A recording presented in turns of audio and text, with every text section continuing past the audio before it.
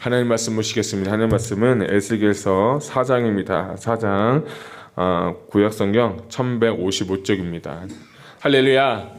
오늘 이 새벽 시간에 오신 여러분들 정말 감사합니다. 오늘 이 말씀을 통해서 주님의 음성이 들려지고 그 음성으로 승리하는 오늘 귀하고 복된 하루 되시길 축복합니다. 자, 오늘 에스겔 4장 하나님의 경고를 들을 때라는 제목을 가지고 우리 말씀 나누고자 합니다. 에스겔 4장은 세 개의 단락으로 나눌 수가 있습니다. 1절부터 3절은 예루살렘의 포위, 4절부터 8절은 제약을 담당함, 9절부터 17절은 기근의 고통, 이렇게 제가 세 개의 단락을 나누고 제목 붙여보았습니다. 우리가 에스겔에서 보고 있는데요. 에스겔에서 1장부터 3장까지는 에스겔의 소명에 대한 말씀에 대해서 우리가 나누었습니다. 1장, 2장, 3장을 보면서도 정말 우리에게 주신 파수꾼의 사명이 감당하는 것이 얼마나 귀한지에 대해서 우리가 말씀을 나누었습니다. 이제 4장부터는 이제 본격적인 에스겔의 이제 사역의 시작이 되는데, 오늘 이 4장 같은 경우는 크게 세 가지의 이벤트가 나옵니다. 첫 번째는 우리가 1절부터 3절까지 읽었던 것처럼 철판을 가지고 예루살렘을 포위하는 것, 공성태도를 두면서 예루살렘의 포위를 예언적으로 얘기하고요. 또 그 다음 두 번째는 왼쪽으로 390일, 오른쪽으로 40일 동안 누워서 있게 하는, 밧줄에 묶여서 누워있게 하는 그 예언적인 행동을 합니다. 세 번째는 마지막으로 여러 곡물들을 섞은 소량의 떡을 인분, 나중에는 쇠떡으로 변경하지만 그것을 구워 먹으라고 하면서 에스겔 4장이 마무리가 되는 걸 볼 수가 있습니다. 저는 이 4장을 좀 읽고 말씀 준비하면서 여러분들 읽고 오셨는지 모르겠지만 이런 질문을 한번 해보게 됐어요. 야, 이렇게 신앙생활을 하라고 하면, 이렇게 주님이 나보고 하라고 하면 진짜 할 수 있을까?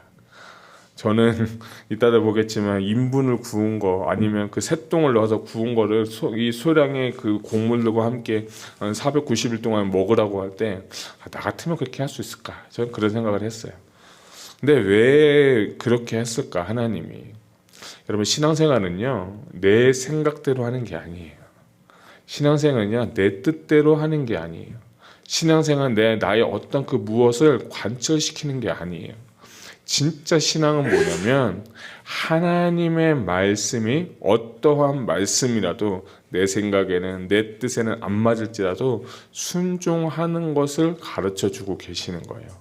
저는 이 4장의 말씀 보면서도 이거는 선지자만 하는 거니까, 이건 사역자만 하는 거니까, 이건 어떤 목사님만 하는 거니까, 이게 아니라 저는 이 4장의 깊은 말씀을 통해서 주시는 건, 과연 너는 어떠한 말씀이 들려도, 어떤 하나님의 말씀이 있을지라도 당신은 순종하겠습니까? 라고 물어보는 것 같았어요, 저한테. 그래서 저는 솔직하게 노라고 했어요.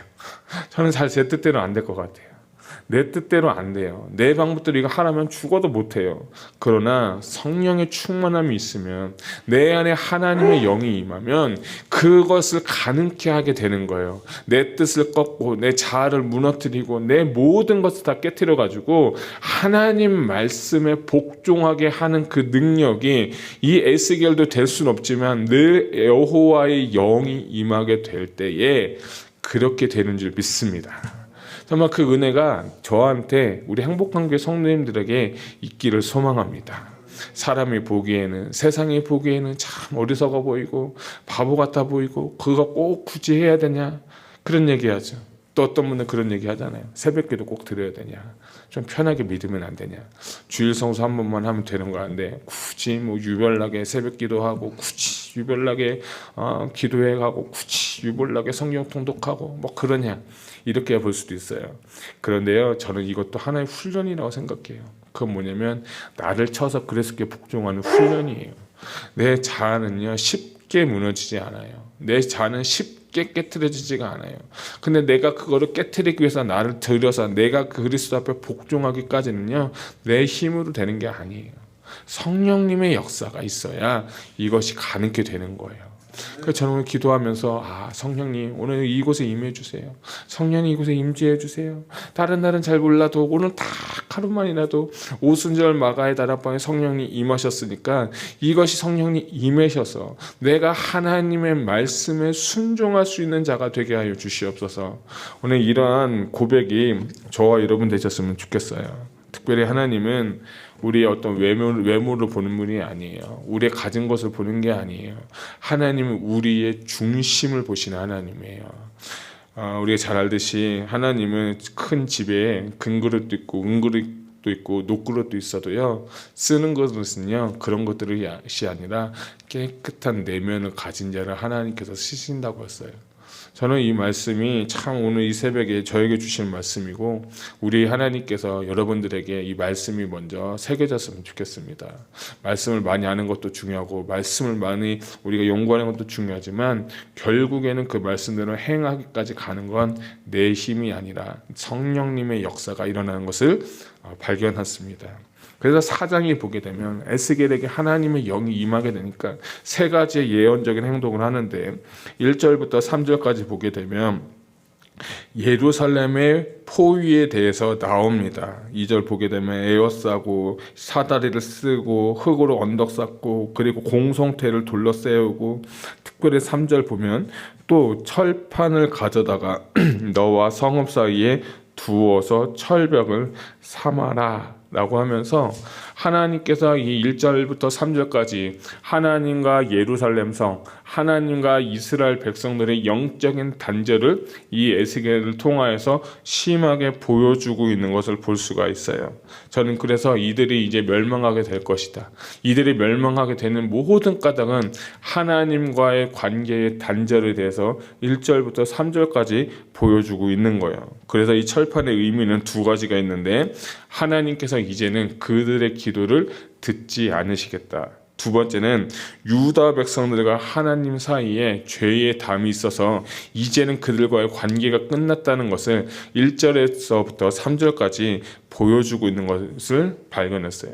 제 이 말씀 보면서 하나 제가 발견한 건 뭐냐면, 혹 우리가 예루살렘이고 내 앞에 이 담이 있고 내 앞에 철판이 있어서 하나님과의 그 관계가 혹시 지금 여러분이 이런 관계에 계신 분이라면 여러분들이 이것을 깨트렸으면 좋겠어요.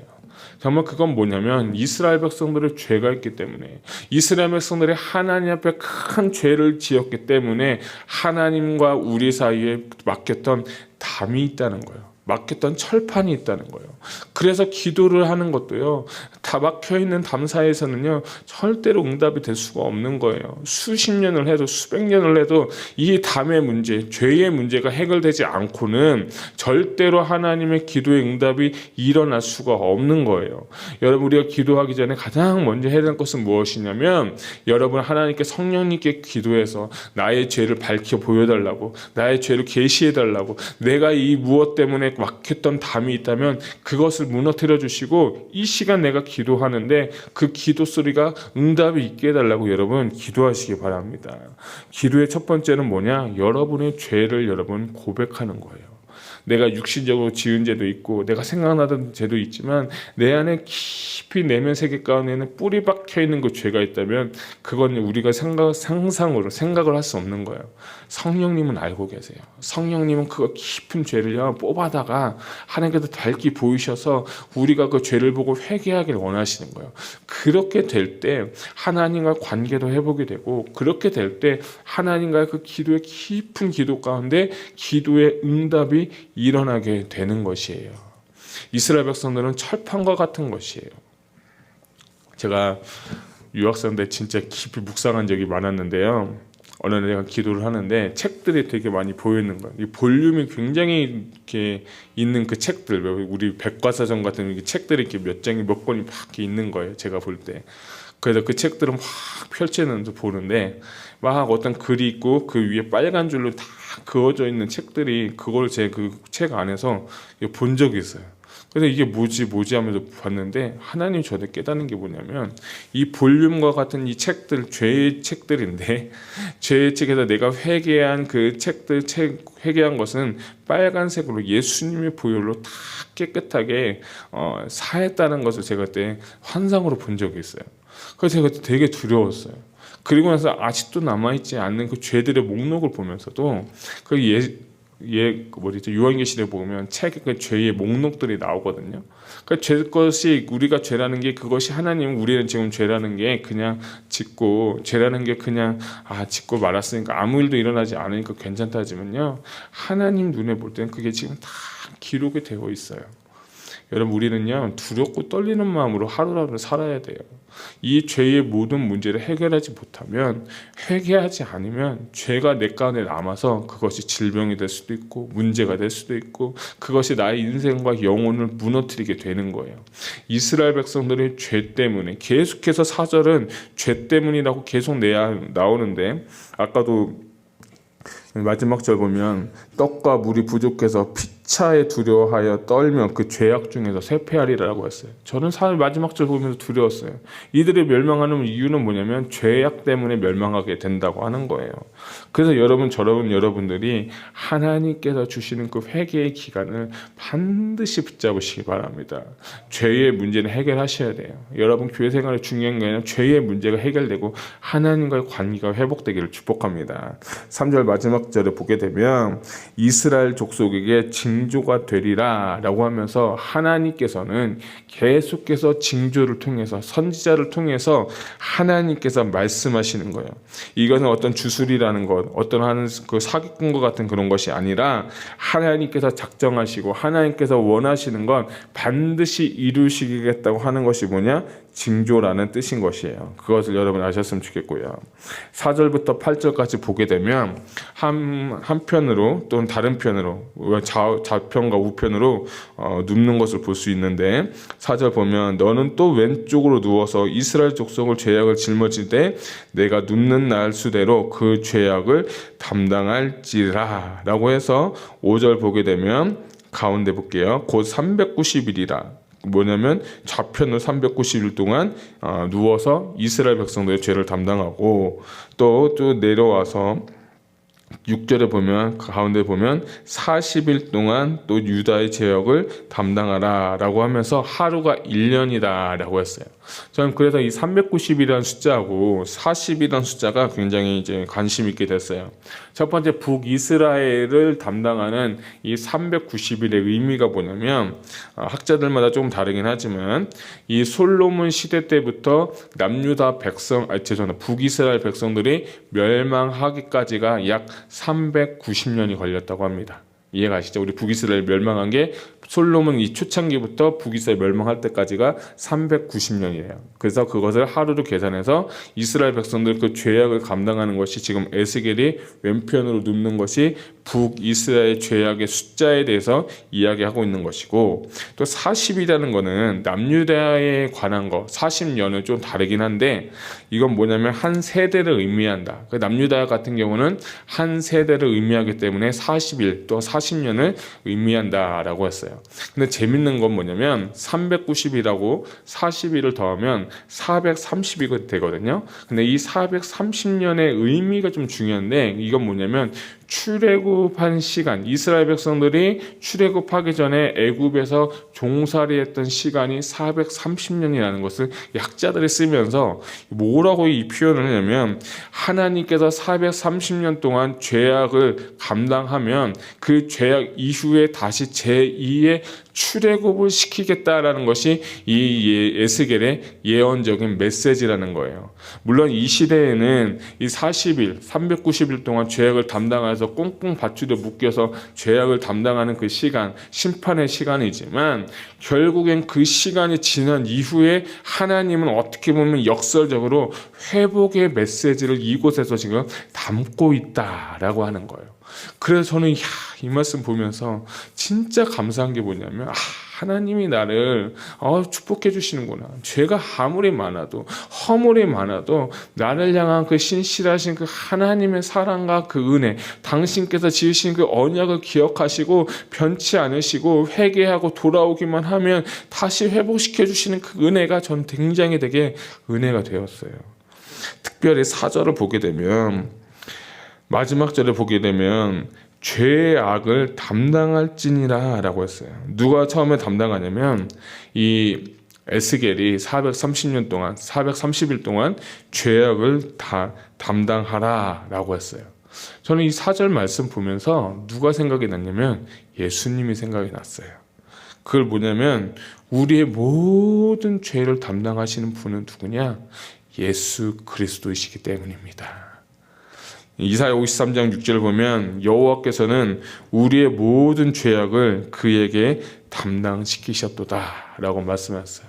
에스겔 한 사람이 예언적으로, 에스겔 한 사람이 선지자적으로 죄악을 담당하는 그 예언적인 행동을 통해서 하나님께서 이스라엘 백성을 다시 회복을 시킬 것을 말씀하시고, 이 신약 시대에 살고 있는, 오늘 우리 시대에 살고 있는 우리에게는 이미 예수님께서 우리의 모든 죄를 사하여 주시고 십자가 달려 죽으시면서 우리의 모든 죄를 사하신 그 하나님을 찬양합니다. 정말 그 죄악을 감당하시고 우리가 정말 죄 가운데 살고 죄 가운데 죽을 수밖에 없는 나에게 예수님 보내주시고 십자가 달려 죽게 하시면서 죄악을 다 담당하시면서 나의 모든 죄를 사하신 그 하나님의 은혜, 그 하나님의 손길, 예수님의 희생과 십자가를 여러분 바라보시길 바랍니다. 그렇게 될 때 우리의 모든 죄는 사하게 되는 줄 믿으시기 바랍니다. 자, 9절부터 17절까지는 참 이상한 행동을 하라고 하는데, 그게 뭐냐면 9절부터 17절까지는 어떠한 그 곡물들을 가지고 그것을 섞어가지고 하나님께서 뭐라고 하냐면 그 인분, 사람의 똥과 그것을 구워서 390일 동안 먹으라. 이것은 부정한 떡을 먹으라고 이야기하세요. 13절 보게 되면 또 여호와께서 이르시되 내가 여러 나라들로 쫓아내어 흩어버릴 이스라엘 자손이 거기서 이와 같이 부정한 떡을 먹을 것이다 라고 하면서 세 번째 예언을 합니다. 세 번째 이 선지자적인 것을 하는데, 근데 이 인분을 먹는 거는요, 이 신명기에 보게 되면 이거는 율법을 범하게 되는 거거든요. 신명기 23장 12절 14절을 보면 내 진영 밖에 변소를 마련하고 그리로 나가되 내 기구에 작은 삽을 더하여서 밖에 나가서 대변을 볼 때에 그것을 땅을 팔 것이며 몸을 돌려 그 배설물을 덮을지니 이는 내 하나님 여호와께서 너를 구원하시고 적군을 내게 넘기시려고 내 진영 중에 행하심이라. 그러므로 내 진영을 거룩히 하라. 그리하면 내게서 불결한 것을 보시지 아니하므로 너를 떠나지 아니하시리라 라고 한 거예요. 그러니까 이 9절부터 17절까지 하나님께서 처음에 에스겔한테 너 인분하고 곡물들을 구워 먹어라. 그러니까 14절에 뭐라고 말하냐면 하나님, 저는 제사장 출신이어서 지금까지 단 한 번도 부정하게 먹은 적이 없는데 제가 이것을 어떻게 하겠습니까? 라고 하니까 15절에 여호와께서 내게 이르시되 보라, 쇠똥으로 인분을 대신하기를 허락한다. 그러니까 그것으로 너는 먹어라 라고 하는 거예요. 여기서 중요한 건 뭐냐면 부정이라는 개념이 여러분 우리가 좀 배울 것이에요. 그게 뭐냐면 죄는, 아까 말씀드린 죄는 구원하고 관련이 있지만 이 부정이라는 건 뭐냐면 성화하고 관련이 있어요. 다시 한번요. 죄는 구원하고 관련이 있어요. 죄가 있으면 구원 못 받죠. 그 구원을 예수님이 사해 주셨는데, 구원받은 우리가 어떻게 살 거냐는 성화의 개념에서 레위기나 신명기, 오늘 여기서 중요한 개념은 부정이라는 개념에 대해서 여러분 아셔야 돼요. 부정은 성화하고 관련이 있는 거야. 내 생활 속에서 먼지와 같은 그 죄들, 부정한 것들이 다 하나님 앞에서 씻김을 받아야 된다는 거예요. 그래서 처음에 우리가 모든 죄악이라는 것은 우리의 죄를 사해 주셨지만, 오늘 여기서 이제 9절부터 17절까지의 그 부정의 개념에서 볼 때 그 모든 부정에서 예수님의 보혈이 우리 안에서 다 정결케 되는 그 하나님의 은혜를 여러분 발견하셔야 되는 거예요. 그래서 제가 드리고 싶은 메시지는 뭐냐면, 우리가 부정한 사람이 아니라 날마다 정결하고 거룩하고 구별된 삶을 살 수 있도록 하나님은 우리에게 원하시는 거예요. 죄가 해결됐다고 해서 끝이 아니에요. 나 구원받았어, 나 이제 죄사함 받았어, 나 이제 하나님의 자녀야, 이걸로 끝이 아니에요. 그 이후가 더 중요한 거예요. 그 이유에 대해서 부정과 부정에 대해서, 그리고 거룩한 것에 대해서, 이것에서 알려주셨다면 정한 것을 갖고 살아야 되는 거예요. 여러분들이 그 사소한 것까지도 하나님은 구별되어서 거룩하게 살기를 원하시는 거예요. 그래서 저는 여러분들이 오늘 두 가지 큰 개념, 죄와 부정과 죄에 대한 이 개념이 우리 안에 있기를 주님의 이름으로 축복합니다. 우리 16절과 17절은 같이 읽겠습니다. 시작. 또 내게 이르시되 인자야 내가 예루살렘에서 의뢰하는 양식을 끊으리니 백성이 근심 중에 떡을 달아 먹고 두려워 떨며 물이 되어 마시다가 떡과 물이 부족하여 피차에 두려워하여 떨며 그 죄악 중에서 쇠폐하리라. 아멘. 자, 여러분 아까 말씀드린 것처럼 이 이스라엘 백성들이 이제 멸망을 할 것에 얘기하고 어떤 삶까지 일어나냐, 떡과 물이 없는 기근과 전염병에 갇힐 것에 대해서 이야기하고 있습니다. 저는 근데 17절 마지막 절에 보면 쇠폐하리라 라는 단어가 있어요. 이 쇠폐하리라는 단어가 히브리어로 마크라고도 하는데, 이 마크라는 단어가 굉장히 중요한데 이 뜻은 다른 번역을 보면 이렇게도 나와 있어요. 살이 썩어지거나 아니면 어떤 존재가 부패해서 영과 혼이 사라지는 상태가 바로 이 마크, 쇠퇴하여 진다라는 거예요. 그러니까 이 사장에서 마지막 결론적으로 말하는 건 뭐냐면, 너희의 죄, 너희가 하나님과 단절된 그 시간 가운데 너희의 인생의 결말이 뭐냐면 떡과 물이 없어서 육신의 그런 문제도 있지만 결국에는 당신의 영혼이 쇠폐하리라. 썩어져 가서 부패하여서 당신의 영과 혼이 사라지게 되고 고통 가운데 살다가 죽을 것에 대해서 마지막으로 사장 이 마지막 절에 에스겔서를 통해서 우리에게 경고하고 있는 거예요. 그래서 결국엔 뭐냐? 돌아오라고 주님은 말씀하시는 거예요. 저는 참 이 말씀 보면서 마지막 절에 죄에 대한 문제가 이거구나. 죄에 대한 것이 우리의 영과 혼과 육이 썩어져 가지고 없어지는 거구나. 그렇게 되면 부정하고, 그렇게 되면 정말 하나님 앞에 바로 서지 못하니까 진 밖으로 나가게 되면 진 밖에 나가서 우리가 문둥병자와 같이 마치 죄의 그 감각을 느끼지 못하면서 인생이 패망해지고 썩어서 죽어가는 것이 우리의 인생이구나. 이 4장에 보게 되면 레위기의 그 13장 14절을 좀 대입해서 본다면 이스라엘 백성들이 죄가 죄인지도 모르면서 당신의 문둥병과 같이 살면서 계속해서 썩어져 가서 죽어서 결국에 인생의 파멸을 맞이하게 되는 거예요. 그래서 저는 이 말씀 설교 제목은 하나님의 경고의 음성을 들을 때 우리의 반응은 과연 무엇일까요? 세상 사람들은 먹고 살만하다. 세상 사람들은 우리가 이 정도면 됐다. 그렇지만 여러분, 우리에겐 딱 하나 영혼에 대한 문제가 있는 거예요. 영혼이 구원받아야 돼요. 당신의 영혼이 반드시 구원받으셔야 됩니다. 그래서 여러분 죄의 문제를 해결하시고 부정과 정함, 이 거룩의 문제를 반드시 살아가면서 우리가 주님께서 부르시는 그 날까지 성화의 삶을 이루어가면서 하나님 앞에서 설 때 바로 설 수 있는 우리 모두가 다 되었으면 좋겠습니다. 에스겔은 이 세 가지의 예언적인 행동을 통해서 이스라엘 백성들에게 다시 한번 돌아오라고 지금 말하고 있는 거예요. 하나님은 이 예언적인 행동을 통해서 너희가 이렇게 살게 될 건데, 이렇게 될 건데 다시 한번 그래도 마지막으로 기회를 주시는 거예요. 어떻게 보면 이 말씀은 이 에스겔을 통해서 이스라엘 백성들에게 주시는 메시지가 아니라 우리에게 주시는 메시지인 거예요. 하나님과 단절된 거, 혹시 하나님과 막혔던 거 있다면 오늘 꼭 해결하고 가시길 바랍니다. 그래야 여러분의 영혼이 살게 되는 거예요. 그래야 여러분 하나님의 영광이 임하고 하나님의 능력이 임하고 오늘도 그냥 패배하고 좌절해서 사는 삶이 아니라 날마다 이기고 승리하는 그 삶이 될 줄 저는 믿습니다. 오늘 이 에스겔 4장 말씀, 하나님께서 우리 공동체에게 나에게 주신 말씀인 줄 믿고 이 말씀 묵상하면서 오늘도 승리하는 귀하고 복된 하루 되시길 축복합니다. 기도하겠습니다.